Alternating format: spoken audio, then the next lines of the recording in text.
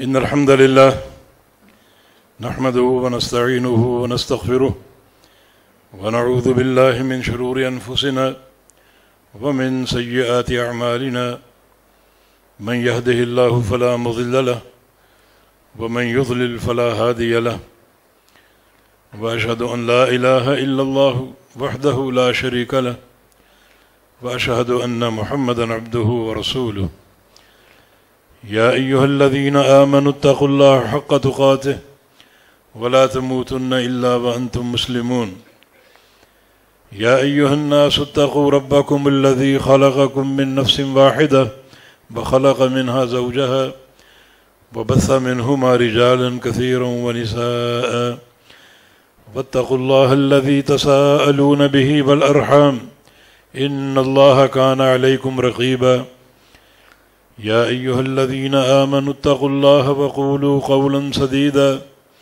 يصلح لكم أعمالكم ويغفر لكم ذنوبكم ومن يطع الله ورسوله فقد فاز فوزا عظيما أما بعد فإن أصدق الكلام كلام الله وأحسن الهدي هدي محمد صلى الله تعالى عليه وسلم وشر الأمور محدثاتها وكل محدثة بدعة وكل بدعة ضلالة وكل ضلالة في النار من يطع الله ورسوله فقد رشد واهتدى ومن يعص الله ورسوله فقد ضل وغوى اللهم صل على محمد وعلى آل محمد كما صليت على إبراهيم وعلى آل إبراهيم إنك حميد مجيد اللهم بارك على محمد وعلى آل محمد كما باركت على إبراهيم وعلى آل إبراهيم إنك حميد مجيد سبحانك لا علم لنا إلا ما علمتنا إنك أنت العليم الحكيم رب اشرح لي صدري ويسر لي أمري واحلل عقدة من لساني يفقه قولي لقد قال الله سبحانه وتعالى بعد أعوذ بالله من الشيطان الرجيم من همزه ونفخه ونفسه بسم الله الرحمن الرحيم إن الذين آمنوا وعملوا الصالحات كانت لهم جنات الفردوس نزلا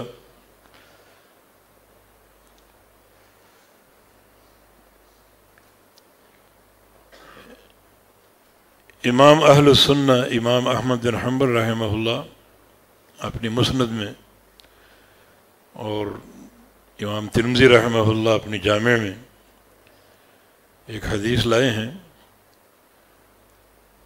اسی پر آج کچھ بات کرنا چاہوں گا، جس کے راوی سیدنا معاذ بن جبل رضی اللہ تعالی عنہ ہیں، اور امام ترمذی رحمہ اللہ نے اس حدیث پر حسن صحیح کا حکم لگایا ہے۔ ابن رجب فرماتے ہیں کہ یہ ایک نشست سفر میں ہوئی تھی، امام الانبیاء صلی اللہ علیہ وسلم اور صحابہ کرام ایک سفر سے لوٹ رہے تھے،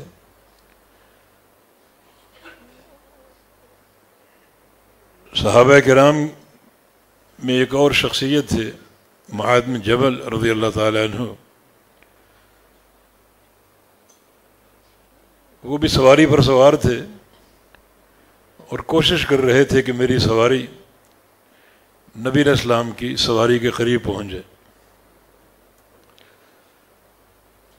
تاکہ کچھ باتیں پوچھ سکوں۔ یہ معاذ بن جبل رضی اللہ تعالیٰ عنہ ہیں جن کے مناقب نبی علیہ السلام کے فرامین سے ثابت۔ ان کا ایک تمیز یہ ہے کہ اللہ کے پیارے پیغمبر نے ایک دن قسم کھا کے فرمایا تھا کہ واللہ انی لأحبک، اللہ کی قسم ہے معاذ مجھے تجھ سے بہت محبت ہے۔ اور ایک حدیث میں آپ کا ارشاد گرامی ہے کہ اعلمہم بالحلال والحرام، میری امت میں حلال و حرام کا سب سے بڑا عالم معاذ بن جبل رضی اللہ عنہ ہے، اور ایک حدیث میں آپ کو فرمانا ہے کہ ان معاذا یأتی یوم القیامہ امام العلماء برتوہ، کہ معاذ بن جبل رضی اللہ عنہ قیامت کے دن آئیں گے اس شان کے ساتھ کہ میری امت کے سارے علماء، سارے محدثین، سارے فقہاء معاذ کے پیچھے پیچھے ہوں گے اور معاذ ان کی قیادت کر رہے ہوں گے، اور اتنا ان سے آگے ہوں گے، رتوہ یعنی تا حد نگاہ ان سے آگے ہوں گے۔ 38 سال کی عمر میں طاعون امواس میں شہید ہوئے تھے، بہت تھوڑی عمر پائی، مگر اس تھوڑی عمر میں امت کو بڑا علم دیا انہوں نے، بڑی قیمتی احادیث اور بڑے اصول و قواعد پر اور ضوابط پر مبنی احادیث ان کے ذریعے ہم تک پہنچی ہیں۔ اور آج کی حدیث بھی پیارے پیغمبر کے وعد و تذکیر کا ایک بڑا نمونہ ہے۔ نبی علیہ السلام بھانپ گئے کہ معاذ میرے قریب آنا چاہتے ہیں، اور بالآخر قریب پہنچ گئے۔ فرمایا کہ ما حاجتک یا معاذ آپ کی کیا حاجت ہے، کیا بے قراری ہے؟ عرض کیا کہ جئتک فی حاجت ہی امرضتنی و اثقلتنی، یا رسول اللہ صلی اللہ علیہ وسلم جو میری حاجت ہے ایسی حاجت ہے کہ اس کے بارے میں سوچ سوچ کر بیمار پڑ چکا ہوں، طبیعت بوجھل ہو چکی اور بڑی ایک گرانی محسوس کرتا ہوں، بتاؤ تو کیا حاجت؟ عرض کیا کہ دلنی علی عمل اذا عملتہ دخلت الجنہ، اس عمل کی نشاندہی چاہتا ہوں جس عمل کے کر لینے سے میرے گناہ معاف ہو جائیں اور مجھے جہنم سے چھٹکارا مل جائے اور جنت کا داخلہ نصیب ہو جائے، بس یہ میری حاجت ہے۔ دن رات یہی ایک سوچ ہے، یہی ایک فکر دامن گیر ہے کہ اللہ کے عذاب سے، اللہ کے غصے سے کیسے چھٹکارا ہو اور جنت کا داخلہ کیسے نصیب ہو۔ ویسے تو کتاب و سنت اس راستے کے بیان میں بھرا پڑا ہے، مگر معاذ کی یہ خواہش ہے کہ بندھے ٹکے الفاظ میں جنت کا پروگرام دے دیجیے، یہی حقیقی کامیابی ہے، اور یہی صحابہ کرام کا قصد ہوتا تھا۔ اس قسم کا سوال کئی صحابہ سے منقول ہے، وہ ہماری طرح گنجائش کے راستے نہیں پوچھتے تھے کہ ایسا کرنا جائز ہے، بلکہ ان کے سوال کا محور یہ ہوتا تھا کہ افضل چیز کیا ہے، سب سے بہترین چیز کیا ہے۔ ایک صحابی آیا اور یہ سوال کیا کہ اخبرنی بعمل اذا عملت یحبنی اللہ ویحبنی الناس، مجھے ایک ایسے عمل کی نشاندہی کر دیجیے جس عمل کے کرتے رہنے سے دنیا میں لوگ مجھ سے محبت کریں اور قیامت کے دن خالق کائنات مجھ سے محبت کریں، یہاں لوگوں کا محبوب بن جاؤں اور روز قیامت اللہ تعالیٰ کا محبوب بن جاؤں۔ یہ صحابہ کے سوال ہوتے تھے۔ عمرو بن عبسہ کا سوال، افضل نماز کون سی ہے، افضل روزہ کون سا ہے، افضل جہاد کون سا ہے، افضل ہجرت کون سی ہے، افضل صدقہ کون سا ہے؟ ہر عمل میں افضل کی جستجو ہے، اور سب سے اونچا سوال ابو بکر صدیق رضی اللہ عنہ کا، کوئی ایسی شخصیت ہے جس کو قیامت کے دن دیکھ کر جنت کے 8 دروازے پکاریں کہ ہم سے داخل ہو جاؤ، ہمارے ذریعے جنت میں پہنچ جاؤ؟ وہ شخصیت کون ہو سکتی ہے اور اس کا عمل کیا ہو سکتا ہے؟ یہ صحابہ کرام کے سوالات اور ان کی عملی جد و جہد کا محور تھا کہ وہ افضل کا سوال کرتے تھے. یہی سوال آج معاذ بن جبل کا ہے کہ دلنی علی عمل اذا عملتہ دخلت الجنہ، اس عمل کی نشاندہی کر دیجئے جس کے کر لینے سے مجھے جنت مل جائے اور وہ حقیقی کامیابی حاصل ہو جائے جس کو واقعتاً قرآن نے کامیابی کہا ہے. فمن زحزح عن النار وادخل الجنت فقد فاز. ہماری لسٹ میں کامیاب وہ ہے جس کو جہنم سے بچا لیا جائے اور جنت میں داخل کر دیا جائے. جہنم سے بچاؤ اس لیے بڑی کامیابی ہے کہ تمہاری چمڑیاں جہنم کی آگ برداشت نہیں کر سکتی. نارکم ھذہ جزء من 70 جزءا من النار. دنیا کی آگ سے آزما کر دیکھ لو، کوئی 1 منٹ دنیا کی آگ برداشت ہو سکتی ہے؟ حالانکہ اسے گرم کرنے کے لیے 1 بار جلایا گیا تھا اور جہنم کی آگ کو گرم کرنے کے لیے 70 بار جلایا گیا ہے. تمہاری چمڑیاں اس آگ کو برداشت نہیں کر سکتی. اس سے چھٹکارا ہی کامیابی. جو اس کے لپیٹے میں آ گیا وہ بری طرح ناکام. اور جنت کا حصول بڑی کامیابی ہے. اللہ تعالیٰ کا وہ گھر بنایا ہوا جو عظیم الشان نعمتوں سے مالا مال ہے. لموضع صوت فی الجنہ خیر من الدنیا وما فیہا. 1 فٹ کی جنت کی جگہ پوری دنیا سے قیمتی. اعددت فیہا لعبادی ما لا عین رأت ولا اذن سمعت ولا خطر علی قلب بشر. اس جنت میں وہ کچھ تیار کر رکھا ہے جو نہ کسی کان نے سنا، نہ کسی آنکھ نے دیکھا، اور نہ کسی دل پر ان نعمتوں کا تصور آیا. ایسا یہ گھر ہے تو اس کو پا لینا یقیناً کامیابی. اور یہی سیدنا معاذ کا سوال تھا کہ دلنی علی عمل اذا عملتہ دخلت الجنہ. اس عمل کی نشاندہی کر دیجئے جس کے کر لینے سے جنت کا داخلہ مل جائے. آپ لوگوں سے مخاطب ہوئے کہ لوگوں دیکھو معاذ کا سوال کیا ہے. ایک ہی جملے میں اتنی بڑی طلب شامل کر لی، جنت کی طلب. فرمایا کہ تمہاری طلب بہت بڑی ہے.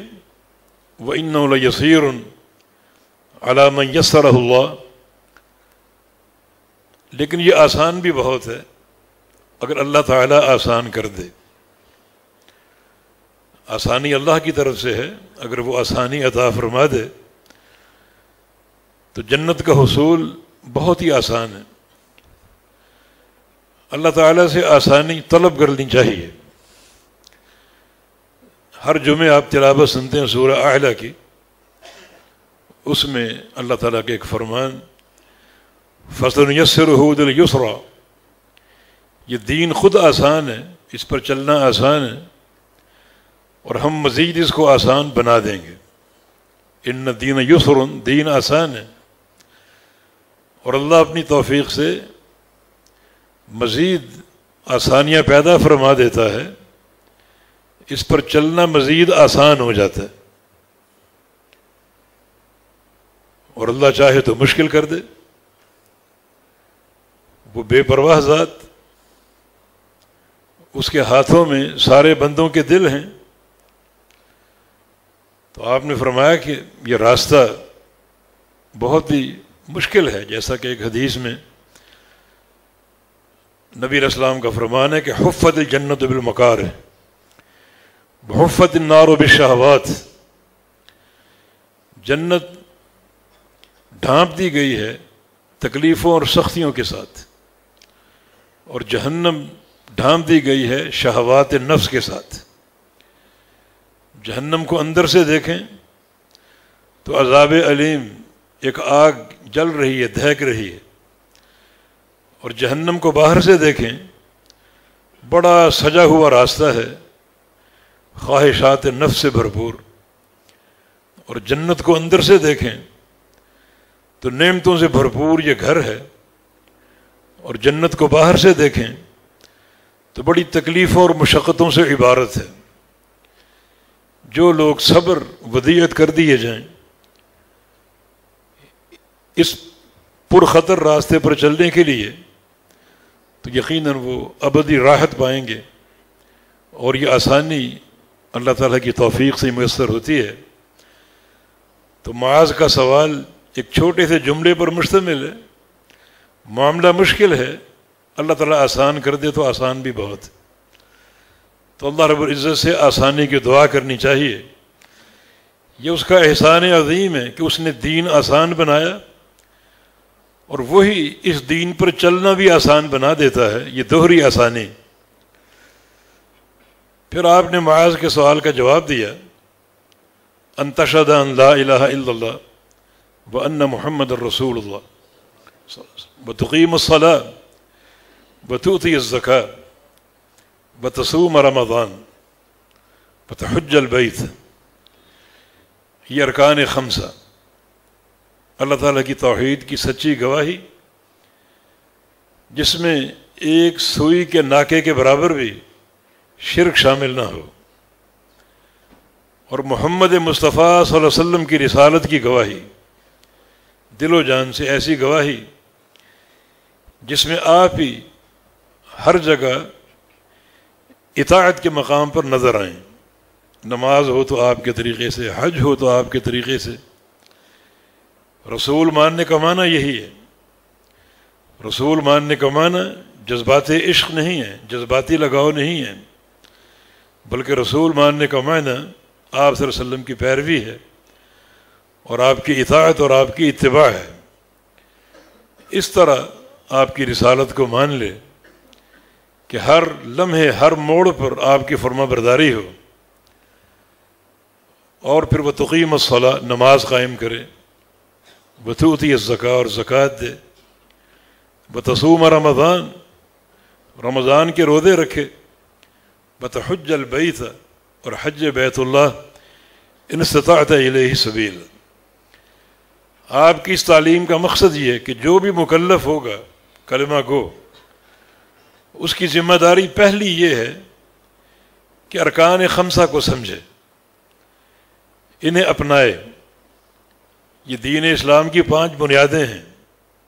نبی علیہ السلام کا ارشاد گرامی، بنی الاسلام علی خمس، ان 5 بنیادوں پر اسلام کی عمارت کھڑی کر دی گئی، قائم کر دی گئی۔ تو سب سے پہلے ارکان خمسہ، ان کا فہم ضروری ہے، ان کے فقہ جاننا ضروری ہے، اور ان کی تعلیم حاصل کرنا ضروری ہے۔ اللہ تعالیٰ کے یہ وہ فرائض ہیں جن کی معرفت ہر شے پر مقدم ہے۔ تو آپ نے سیدنا معاذ کو ارکان خمسہ کی تعلیم دی کہ جو بندہ ان ارکان کو سمجھنے میں اور پورا کرنے میں کامیاب ہو جائے، وہ جہنم سے بچ جائے گا اور جنت کو پا لے گا۔ یہ وہ اصول و قواعد ہیں جو جنت کے حصول یقینی بنانے والے ہیں، اور یہ آپ کے سوال کا مکمل جواب ہے۔ تو پھر ضروری ہے کہ ان ارکان کو پہچانو اور ان کی معرفت حاصل کرو، اور جو قواعد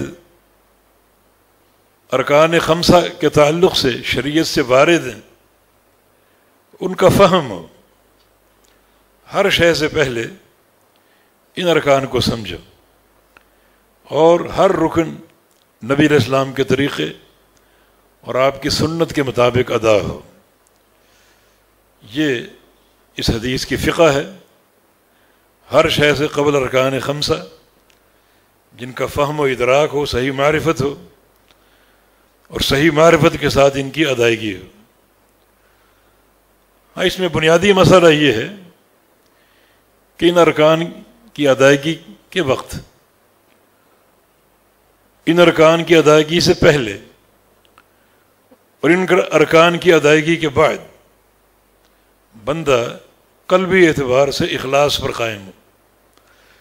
اس کی جد و جہد جو ہے، جس میں شہادتین ہیں، نمازوں کی ادائیگی ہے، حج عمرہ زکوٰۃ وغیرہ ہے، اس میں ریاکاری کا عنصر نہ ہو، بلکہ یہ سارے کام اخلاص کے ساتھ کیے جائیں، ورنہ قیامت کے دن جو حساب و کتاب کا مرحلہ ہے اس میں سب سے جو کڑوی حقیقت ہے وہ یہی ہے کہ ہر عمل کے ساتھ بندے کی نیت کو حاضر کیا جائے گا۔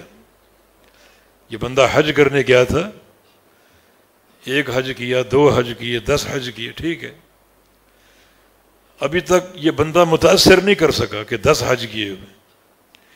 یوم تبلی السرائر، اب ان حجوں کے تعلق سے اس کے اندر کی نیت کو نکالو، اس نے پہلا حج کس نیت سے کیا، دوسرا حج کس نیت سے کیا، ہر حج کی نیت کو نکالا جائے گا اور کھولا جائے گا۔ اخلاص ہوگا تو حج قابل قبول ہوں گے، اخلاص مفقود ہے تو وہ حج اس کے منہ پہ مار دیے جائیں گے۔ بندہ 70 سال کا نمازی ہے، ٹھیک ہے، ابھی تک یہ معاملہ متاثر کن نہیں ہے، ان نمازوں کے تعلق سے یوم تبلی السرائر، اندر کی نیتوں کو نکالو، نیتوں کو چیک کرو۔ اگر نمازوں کی ادائیگی اخلاص کے ساتھ ہے تو وہ نمازیں قابل قبول ہیں، اور اگر اخلاص مفقود ہے تو وہ تمام نمازیں برباد ہو جائیں گی۔ تو اخلاص کی تعلیم جو ہے ہر عمل کے ساتھ، کوئی عمل اخلاص سے خالی نہ ہو۔ یزید ابن ابی حبیب سفیان ثوری کے پاس گئے، بلکہ سفیان ثوری یزید ابن ابی حبیب کے پاس گئے اور جا کر کہا کہ حدثنی، کو حدیث سنائیے، اپنی اسانید مجھے دیجیے، میں آپ سے حدیثیں لینا چاہتا ہوں۔ تو یزید خاموش بیٹھے رہے اور کوئی حدیث نہ سنائی۔ ان کا تقاضا بڑھتا جا رہا ہے اور وہ خاموش ہیں۔ بالآخر فرمایا کہ لا حتی تجیء النیہ، نہیں، حدیث نہیں سناؤں گا، ذرا میری نیت کو ٹھیک ہونے دو۔ اس وقت اندر ایک جنگ چل رہی ہے، شیطان وار پہ وار کر رہا ہے کہ یزید تم کتنے بڑے محدث ہو کہ سفیان ثوری جیسا علم کا ستون تمہارے گھر آ کے بیٹھا ہوا ہے اور تم سے احادیث کا سماع چاہتا ہے، تم کتنے بڑے صاحب الاسانید ہو، علامہ اور فہامہ ہو کہ سفیان جیسا محدث تمہارے علم کا عیال ہے۔ تو شیطان یہ تابڑ توڑ حملے کر رہا ہے، ان کو ذرا پسپا ہونے دو، اندر ایک جنگ چل رہی ہے، میں اخلاص کے ساتھ شیطان پر غلبہ چاہتا ہوں اور شیطان یہ فطور نیت مجھ پر مسلط کرنا چاہتا ہے، تو میری نیت ٹھیک ہونے دو۔ اور اگر فطور نیت کے ساتھ میں نے حدیثیں سنا دیں تو پھر یہ مجلس قیامت کے دن میرے خلاف بولے گی، میرے خلاف حجت ہوگی، لہذا جب تک اخلاص پیدا نہ ہوگا تب تک کوئی حدیث نہیں سناؤں گا۔ یہ سلف صالحین کا فہم ہے کہ ان کا یہ سارا عمل کا سلسلہ اخلاص پر قائم ہوتا تھا، محض اللہ کی رضا کے لیے۔ تو ارکان خمسہ کی آپ نے تعلیم دی، جن کا فہم ہر مکلف کی ذمہ داری ہے، لیکن ساتھ یہ شرط ہے کہ ان کی ادائیگی اخلاص کے ساتھ ہو۔ وما امروا الا ليعبدوا الله مخلصين له الدين، اور فرمایا کہ انما الاعمال بالنیات وانما لكل امرئ ما نوى، کہ سارے اعمال کی صحت اور قبولیت نیت کے ساتھ، اور بندے کو وہی ملے گا جو وہ نیت کرے گا۔ اگر اس کی نیت اللہ کی رضا ہے تو اللہ راضی ہو جاتا ہے، بڑا جلدی راضی ہو جاتا ہے۔ عمل کرنے والے کے دلوں کو جھانکتا ہے، اور دل اگر اس کا اخلاص سے بھرا ہوا ہے تو فوراً بندے سے صلح کر لیتا ہے اور راضی ہو جاتا ہے۔ اور اگر عمل کرنے والے کی نیت میں فطور ہے، چاہے وہ عمل پہاڑوں جیسا ہو، تو اللہ تعالیٰ قطعاً نہ قبول کرتا ہے نہ راضی ہوتا ہے۔ وَإِنَّمَا لِكُلِّ امْرِئٍ مَا نَوَىٰ، ہر بندے کو اس کے عمل سے کیا ملے گا؟ جو وہ نیت کرے گا۔ نیت اگر دنیا داری کی ہے تو دنیا اس کو ملے یا نہ ملے، اللہ کی رضا نہیں ملے گی، اور نیت اگر اللہ کی رضا ہے تو یقیناً وہ راضی ہوگا، اس کا یہ وعدہ ہے۔ تو معاذ کا سوال آ گیا، آپ کا جواب آ گیا، چونکہ ابھی آپ نے سنا، آپ نے قسم کھا کے فرمایا تھا کہ انی لأحبک، معاذ مجھے آپ سے بڑی محبت ہے۔ تو شاید وہ محبت ہی جوش میں آئی اور آپ نے معاذ کو اس کے سوال کے علاوہ بھی علم دینا چاہا۔ جس سے محبت ہوتی ہے اس محبت کا بہترین اظہار جو ہے وہ علم کی صورت میں ہو، جیسا کہ نبی علیہ السلام کی حدیث ہے، من یرد اللہ بہ خیرا یفقہہ فی الدین، اللہ رب العزت جس شخص کے ساتھ بھلائی کا فیصلہ کر لے، ارادہ کر لے، تو اللہ اس کو کیا دیتا ہے؟ اللہ تعالیٰ ارادہ کر لے کہ فلاں بندے پر میں راضی ہوں اور میں اس کو کچھ دینا چاہتا ہوں، تو اللہ اس کو کیا دیتا ہے؟ ساری دنیا اس کی ہے، دینے کو بہت کچھ ہے، اللہ اس کو دین کی سمجھ اور دین کی فقہ دے دیتا ہے۔ یہ دین کی سمجھ اللہ تعالیٰ کی رضا کی علامت ہے۔ اس لحاظ سے ایک طالب علم جو مدارس کی زینت ہوتے ہیں ان کا مقام رشک کے قابل ہوتا ہے۔ نبی علیہ السلام کی حدیث ہے کہ منہومان لا یشبعان، منہوم فی العلم ومنہوم فی الدنیا، دنیا کے دو حریص ایسے ہیں جن کا پیٹ بھرتا ہی نہیں، ایک دنیا کا حریص اور ایک علم کا حریص۔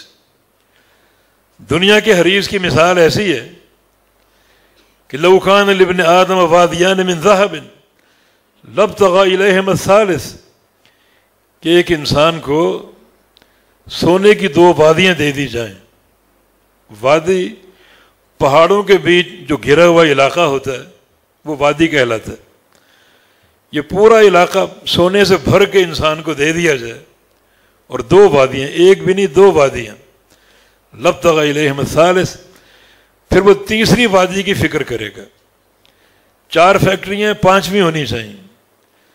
یہ ابن آدم کا معاملہ ہے۔ ولا یملأ جوف ابن آدم الا التراب، ابن آدم کا پیٹ تو قبر کی مٹی بھرے گی، وہ ان وادیوں کی طلب میں دوڑتا پھرے گا، اچانک موت اپنے پنجے اس کے سینے میں گاڑ دے گی، اب وہ ہے اور قبر، قبر کی مٹی اس کا پیٹ بھرے گی۔ دوسرا حریص علم کا حریص ہے، یہ بھی کبھی سیر نہیں ہوتا، اس کا پیٹ بھرتا ہی نہیں، طلب علم، صبح شام طلب علم کہ حرص اس پر سوار ہوتی۔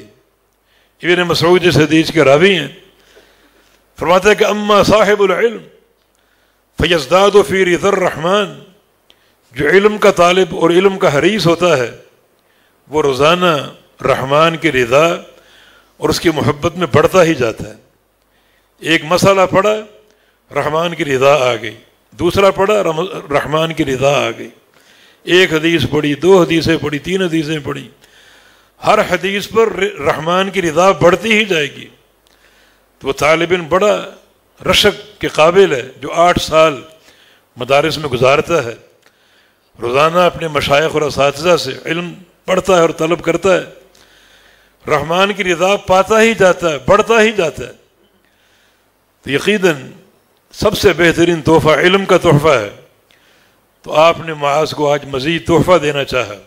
اے معاذ، آپ کا سوال اور جواب مکمل ہو گیا۔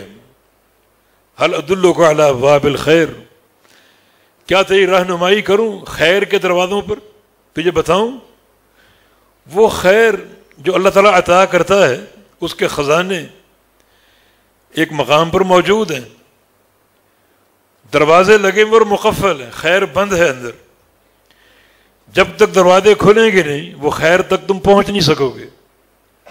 تو جاننا چاہتے ہو خیر کے دروازے کیا ہیں، وہ دروازے کیسے کھلیں گے اور کن بندوں پر کھلیں گے؟ بڑا قیمتی سوال خود اللہ کے پیغمبر نے کیا معاذ بن جبل کو مزید علم کا تحفہ دینے کے لیے۔ پھر آپ نے فرمایا کہ خیر کے دروازے 3 ہیں، 3 عمل اپنی زندگی میں شامل کر لو، سمجھو کہ تم ان دروازوں تک پہنچ جاؤ گے، ان کے تالے کھول لو گے اور خیر کے خزانے لوٹ لو گے۔ وہ 3 دروازے، ایک آپ نے فرمایا الصدقہ تطفئ الغضب کما یطفئ النار الحطب، نفلی صدقہ دیا کرو۔ اس کا ایک فائدہ یہ بھی ہے کہ نفلی صدقہ اللہ کے غصے کو ٹھنڈا کر دے گا۔ جیسے آج پانی آگ کو بجھا دیتا ہے، ایک بندہ اگر نفلی صدقے کا عادی ہو تو اللہ کے غضب کو بجھا دے گا، اللہ کے غصے کو بجھا دے گا۔ دوسرا فائدہ حدیث میں موجود ہے کہ خیر کے دروازے کھل جائیں گے اور وہ خیر کے خزانے لوٹ لے گا۔ تو صدقہ دینے کا عادی بن جاؤ۔ اس کا معنی یہ نہیں کہ ہزاروں لاکھوں دینا ہی صدقہ ہے۔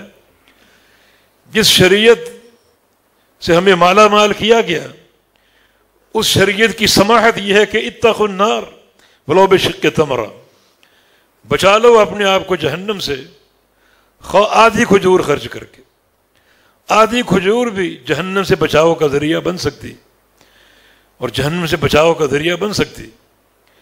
شرط یہ ہے کہ یہ خرچ کرنا اخلاص پر ہو، اللہ کی رضا کے لیے ہو، ریاکاری کی نیت نہ ہو، ورنہ ریاکاری کی نیت آ جائے تو ایک بندہ خزانے بھی لٹا دے، صبح بیٹھے اور شام تک اشرفیاں بانٹتا رہے اور سونے کے سکے تقسیم کرتا رہے، لیکن دل میں ریاکاری کا فطور ہے تو اس کا سارا نفقہ اور صدقہ اس کے منہ پہ مار دیا جائے گا۔ اور اگر اخلاص کار فرما ہے تو آدھی کھجور بھی جہنم سے بچاؤ کا ذریعہ بن سکتی۔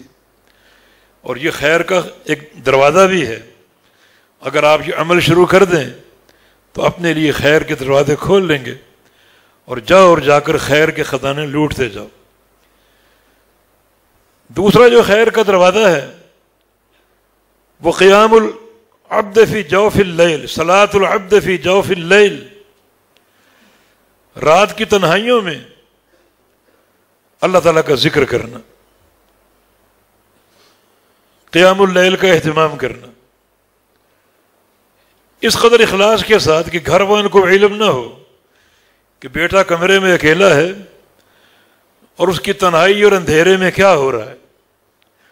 وہ تنہائیوں اور خلوتوں میں اپنے رب کے سامنے کھڑا ہے اور قیام اللیل میں مصروف ہے، گھر والے بھی نہیں جانتے۔ اس قدر اخلاص کے ساتھ اس عمل کو انجام دے رہا ہے۔ یہ عمل اگر تمہاری زندگی میں شامل ہو جائے تو سمجھے تم نے خیر کے دروازے کھول لیے اور خیر کے خزانے لوٹ لیے۔ اور تیسرا عمل جو ہے وہ ہے بصیام جنت، ان کا جنت عہدکم من القتال، نفلی روزے جن کے عادی بن جاؤ۔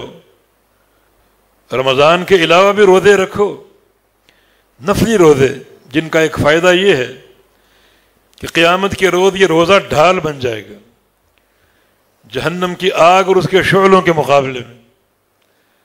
یہ ڈھال اللہ تعالیٰ کی عطا کردہ ہے۔ اس میں فقہ یہ ہے کہ جس کو یہ ڈھال مل جائے وہ جہنم سے اپنا دفاع کر سکے گا۔ قیامت کی جہنم غصے میں ہوگی، سارے مجرم اس کو نظر آ رہے ہیں، اندر سے چنگاریاں اور شعلے لپک رہے ہیں، دنیا ڈر رہی ہے۔ یہ بندہ مطمئن، اس کے ہاتھ میں ڈھال ہے ان چنگاریوں سے بچانے کے لیے، ان شعلوں سے بچانے کے لیے۔ تو روزہ ایک ڈھال ہے، اس ڈھال کو لے لو، قیامت کے دن کام آئے گی، دنیا میں بھی کام آئے گی، اور وہ ہے معصیتوں کے خلاف، گناہوں کے خلاف۔ اس ڈھال کو استعمال کرو، یہ ڈھال دنیا میں گناہوں سے بچائے گی اور قیامت کے روز جہنم کی آگ سے بچائے گی۔ وہی شرط اخلاص کی شرط۔ علماء سلف میں سے ایک عالم کا ذکر ملتا ہے، ان کا 40 سال کا عمل صیام داؤدی کا، ایک دن روزہ ایک دن افطار، گویا 20 سال کے روزے ان کی بیوی کو بھی معلوم نہ ہو سکے۔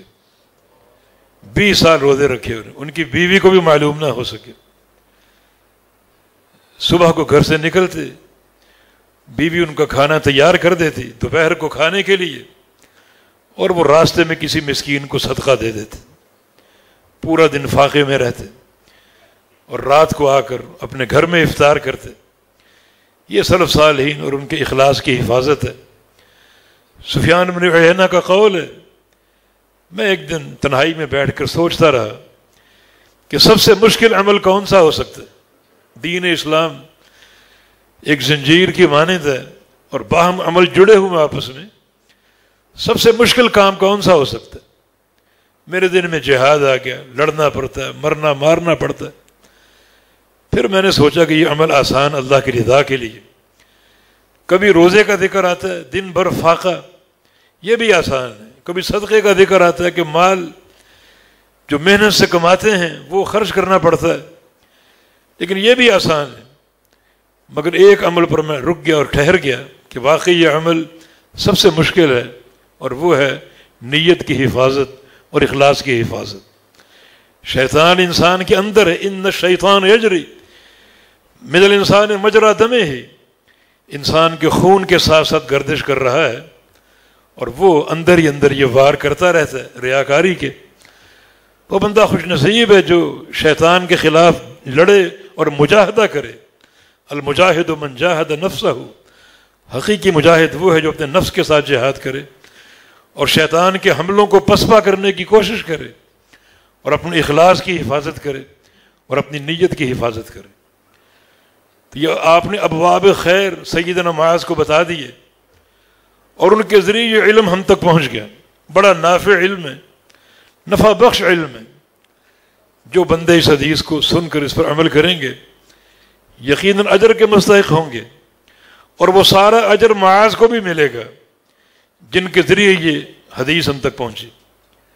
اس کے بعد نبی علیہ السلام نے فرمایا، الا ادلک علی راس ھذا الامر بعمودہ وذروۃ سنامہ، معاذ کچھ اور تمہیں علم دینا چاہتا ہوں، تجھے بتاؤں اس پورے دین کا سر کیا ہے، اس پورے دین کا سب سے مستحکم ستون کون سا ہے، اور اس دین کی سب سے اونچی چوٹی کون سی ہے۔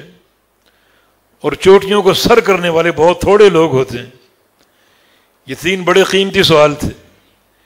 معاذ ہمتن گوش ہو گئے کہ ضرور بتائیے۔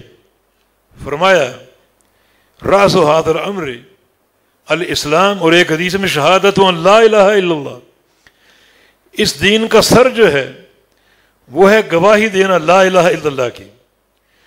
یہ گواہی اگر صحیح ہے تو سر سلامت ہے۔ اس گواہی میں کوئی دراڑ آ گئی، کوئی خلل آ گیا، کوئی معنی کے فہم میں کمزوری آ گئی، تو تمہارا سارا دین سرکٹی لاش بن جائے گا۔ اگر یہ سر سلامت ہے، معنی توحید موجود ہے، اور لا الہ الا اللہ کا معنی سچے فہم کے ساتھ قائم ہے، تو سر سلامت ہے، ڈھانچہ محفوظ ہے۔ اور اگر لا الہ الا اللہ کے فہم میں کوئی کمزوری، کوئی غلطی، کوئی خلل آ گیا، تو باقی ڈھانچے جس میں نماز ہے، روزے ہیں، حج ہے، زکوٰۃیں ہیں، صدقات ہیں، فرائض ہیں، نوافل ہیں، وہ سارے کے سارے اعمال ایسے ڈھانچے کی مانند ہوں گے جن کا سر موجود نہ ہو، سر کٹی لاش، بالکل بیکار اور بے فائدہ۔ تو فرمایا کہ اس بات کو سمجھ لو کہ توحید جو ہے وہ اس پورے دین کا سر ہے۔ اگر یہ محفوظ اور سلامتی کے ساتھ ہے تو سارا ڈھانچہ قابل قبول، اور اگر اس سر میں یعنی لا الہ الا اللہ کے فہم میں کوئی کمزوری یا کمی آ گئی تو باقی سارا ڈھانچہ سرکٹی لاش کی مانند بالکل فضول اور بیکار ہوگا۔ اس لیے بہت زیادہ توجہ لا الہ الا اللہ پر دینی چاہیے۔ اس کلمے کا ذکر افضل الذکر لا الہ الا اللہ، یہ بہترین ذکر، لیکن بہترین ذکر جو ہے یہ معنی کے فہم کے ساتھ، کم از کم ایک ذکر کا معنی تو سمجھ لو اور جان لو اور پہچان لو، کیونکہ یہ اعظم الشہادہ ہے۔ کائنات کی سب سے بڑی گواہی اللہ تعالیٰ کی توحید کی گواہی۔ اس گواہی کا معنی ہی معلوم نہ ہو، تقاضے ہی معلوم نہ ہو، تو اس بندے کی زندگی عبث اور بیکار محض ہے، وہ اس دھرتی کا بوجھ ہے۔ دنیا کی کوئی چیز اس سے محبت نہیں کرتی، تمہارے ہاتھ میں تسبیح ہو 10,000 دانوں کی اور لا الہ الا اللہ پڑھتے رہو پتیاں بجھا بجھا کر، سینے پر ضربے مارتے رہو، کوئی فائدہ نہیں جب تک اس کلمے کا معنی معلوم نہ ہو، فہم نہ ہو، ادراک نہ ہو۔ یہ اس دین کا سر ہے اور سر کو پہچان لو، کوئی گڑبڑ قابل قبول نہ ہوگی، چھوٹا سا خلل بھی قابل قبول نہ ہوگا، ورنہ روزے ہوں، حج عمرے ہوں، زکاتیں ہوں اور جہاد ہوں اور فرائض و نوافل ہوں، تو یہ سب کا سب ایسا ڈھانچہ بن جائیں گی جن کا سر کٹا ہوا ایک لاش کی مانند مردہ، کوئی ان کا فائدہ نہ ہوگا۔ بعمودہ الصلاۃ، اور وہ ستون جس پر یہ دین قائم ہے وہ نماز ہے، نماز کی حفاظت، نماز کی پابندی اور نماز کی روح کو پہچانو۔ آپ یہاں مارکیٹوں میں کام کرتے ہیں، دکانوں پر اذان ہوتی ہے اور آپ گھڑی دیکھتے رہتے ہیں، ابھی جماعت میں 2 منٹ باقی ہیں، 1 منٹ باقی، اقامت سن کے بھاگتے ہیں، پھر پوچھتے ہیں کہ نماز میں نماز کی روح حاصل نہیں ہوتی، وسوسے آتے ہیں، خیالات آتے ہیں۔ خیالات کیوں نہ آئیں، وسوسے کیوں نہ آئیں؟ جب آپ جاتے ایسے وقت میں کہ وسوسے ہی باقی بچتے ہیں۔ جو کاروبار چھوڑ کے بھاگتے ہو نماز کے لیے، پوری نماز میں وہ کاروبار ہی ذہن میں گردش کرے گا۔ کوئی گپ شپ کر رہے ہو، پوری نماز میں وہ گپ شپ ذہن میں گردش کرے گی۔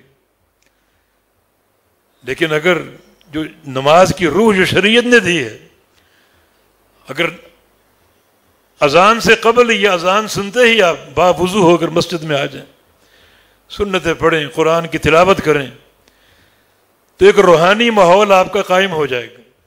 اب جماعت قائم ہوگی، روحانیت باقی رہے گی، اللہ تعالیٰ توفیق بھی دے گا، اور مزید انسان کی نماز میں اخلاص، للہیت اور جو حقیقی جد و جہد وہ داخل ہوتی جائے گی۔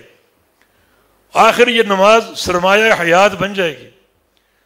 اور اگر کیفیت وہی ہو جو ہم نے عرض کی، گھڑی دیکھتے دیکھتے اب اقامت ہوئی تو بھاگ رہے ہو، تو پوری نماز میں خیال اسی دکان کی طرف ہوگا کہ دکان میں گاہک بیٹھے ہوئے ہیں، فلاں حساب فلاں حساب، وسوسے آئیں گے، خیالات آئیں گے، اور یہ نماز روح سے خالی۔ وَاسْتَعِينُوا بِالصَّبْرِ وَالصَّلَاةِ، اللہ کیا فرما رہا ہے کہ میری مدد لے لو نماز قائم کر کے اور صبر کے ساتھ، صبر کر کے اور نماز پڑھ کے میری مدد لے لو۔ اپنی مدد عطا کرنے کے اس نے راستے متعین کر دیے۔ تم صحیح معنی میں نمازی بن جاؤ، میں تمہاری مدد کرنے کا وعدہ کرتا ہوں، اور اس کے وعدے سچے ہیں۔ آج مدد نہیں آ رہی، ہر طرف مفلوق الحال، فلسطین کی صورتحال، کشمیر کی دردناک صورتحال، ہر طرف مسلمان پسے ہوئے ہیں، مدد کیوں نہیں آ رہی؟ لاکھوں حجاج نے حج بیت اللہ کیا ہے، مدد کیوں نہیں آ رہی؟ دعائیں بھی مانگی گئیں، وہ قبول کیوں نہیں ہو رہی؟ حالانکہ وعدہ موجود ہے کہ وَاسْتَعِينُوا بِالصَّبْرِ وَالصَّلَاةِ، صبر کے ساتھ اور نماز کے ساتھ میری مدد لے لو۔ مدد کیوں نہیں آ رہی؟ اس لیے کہ نماز اس روحانی ماحول سے خالی، عجلت، خیالات، وسوسے، یہ ہماری اپنی حرکتوں کے نتیجے ہیں۔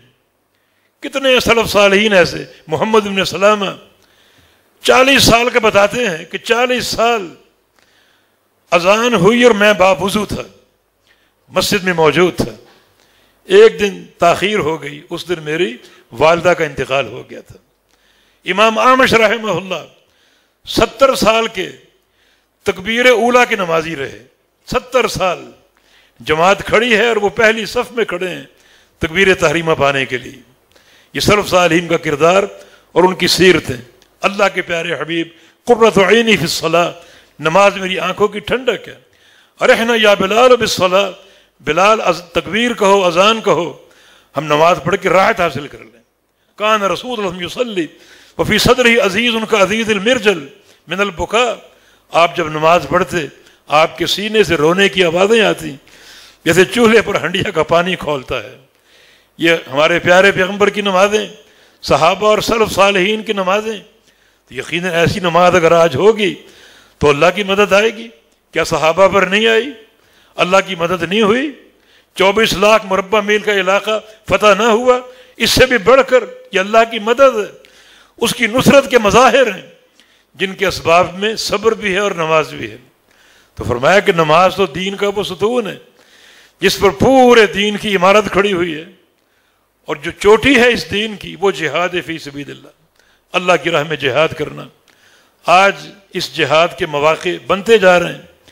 ہندوستان تقریباً جہاد کا طلب بجا چکا ہے، طبل بج چکا ہے، نقارہ گونج چکا ہے، ایک حدیث پر عمل کا موقع آج بن چکا۔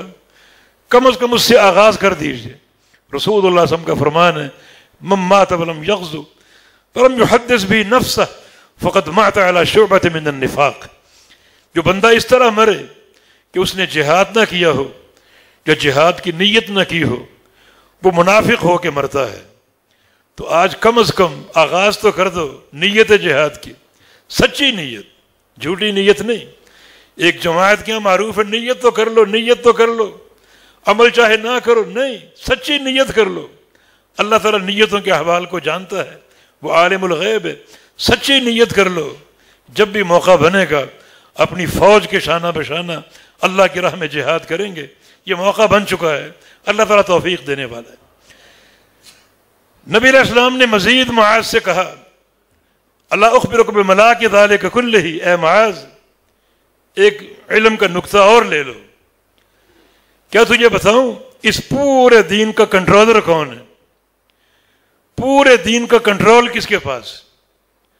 اگر تم نے وہ کنٹرول ضائع کر دیا تو پورا دین ضائع ہو جائے گا، اور وہ کنٹرول اگر موجود اور محفوظ ہے تو پورا دین موجود اور محفوظ ہے۔ مانا یہ سب سے اہم سوال ہے۔ اب تک کیا بتایا؟ لا الہ الا اللہ۔ اب تک کیا بتایا؟ محمد رسول اللہ۔ اب تک کیا بتایا؟ تقیم الصلاۃ، تؤتی الزکاۃ، تصوم رمضان۔ اب تک کیا بتایا؟ نفلی روزے، نفلی صدقے، قیام اللیل، جہاد فی سبیل اللہ۔ پھر دوبارہ نماز کی بات کی، اور یہ بھی بتایا کہ لا الہ الا اللہ جو ہے اس پورے دین کا سر ہے۔ سارا دین تو آ گیا، اس کا کنٹرول کس کے پاس ہے؟ تو نبی علیہ السلام نے زبان باہر نکالی، زبان باہر نکالی، فرمایا کہ کف علیک ھذا، اسے بند کر کے رکھو، خاموشی اختیار کر لو، اسے روک لو۔ یہ زبان، اس کے ہاتھ میں پورے دین کا کنٹرول۔ معاذ متعجب ہوئے کہ زبان تو ہماری اپنی چھوٹی سی چیز ہے، کبھی چلتی ہے کبھی رکتی ہے، کیا زبان پر پکڑ ہوگی؟ رسول اللہ صلی اللہ علیہ وسلم سے پوچھا بھی کہ آئینہ لنؤاخذ بألسنتنا، زبانوں پر بھی پکڑ ہو سکتی ہے؟ فرمایا کہ هل يكب الناس في نار جہنم الا حصائد ألسنتهم۔ معاذ، زیادہ لوگ جہنم کی آگ میں اوندھے گرائے جائیں گے اپنی زبانوں کی وجہ سے، اسے کنٹرول کر لو۔ اسی لیے پیغمبر علیہ السلام کی ایک حدیث ہے خصلتان ہما اخف علی الظہر واثقل فی المیزان، دو چیزیں ایسی ہیں پشت پر ہلکی ہیں مگر جب قیامت قائم ہوگی، اللہ کا میزان قائم ہوگا اور ترازو پر ان دو چیزوں کو تولا جائے گا، سب سے بھاری ہوں گی۔ ایک ہے طول الصمت، لمبی خاموشی۔ جو شخص مجلس میں اپنے آپ کو سمجھا کے رکھے کہ میں نے کم بولنا ہے، کم بولنا ہے، تو یہ خاموشی حالانکہ عمل نہیں ہے مگر اس کو عمل بنا کر اللہ کے میزان میں تولا جائے گا، اور یہ نیکی سب سے بھاری ہوگی۔ اور دوسرا حسن الخلق، اچھے اخلاق، اچھے اخلاق، اچھا برتاؤ، خندہ پیشانی، خوش اخلاقی، اس کو بھی تولا جائے گا اللہ کے میزان میں، اور یہ سب سے بھاری خصلت ہوگی۔ تو آپ نے زبان باہر نکالی اور فرمایا اس کو روک کے رکھو، اس کی حفاظت کرو۔ نبی علیہ السلام کی حدیث ہے اذا اصبح ابن آدم، بندہ جب صبح کرتا ہے، صبح میں داخل ہوتا ہے تو سارے اعضاء جو ہیں وہ زبان کے سامنے ہاتھ جوڑ کے کھڑے ہو جاتے ہیں اور کہتے ہیں کہ اتق اللہ فینا، زبان اللہ سے ڈر جا ہمارے بارے میں، ان استقمت استقمنا وعن وججت وججنا، اگر تو سیدھی رہی ہم سب سیدھے رہیں گے اور نعمتوں کے پروردہ ہوں گے، اور اگر تجھ میں کجی آ گئی، ٹیڑھ پن آ گیا، ہم سب کو تیری وجہ سے جہنم کی آگ میں جلنا پڑے گا۔ تو آپ فرمایا کہ یہ زبان ایسی چیز ہے، اس کے ہاتھ میں سارا کنٹرول، اور یہ نہیں دیکھتی کہ بڑا یا چھوٹا ہے۔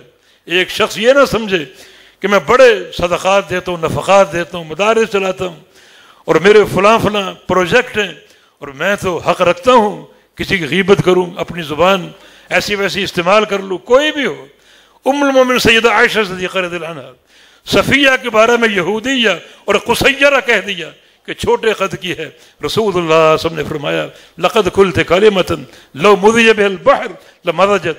عائشہ ام المومن تم نے ایک ایسی بات اپنی زبان سے کہہ دی، تمہاری بات اگر میں سمندر میں ڈال دوں، دریاؤں میں ڈال دوں، سارا پانی کڑوا اور سیاہ ہو جائے۔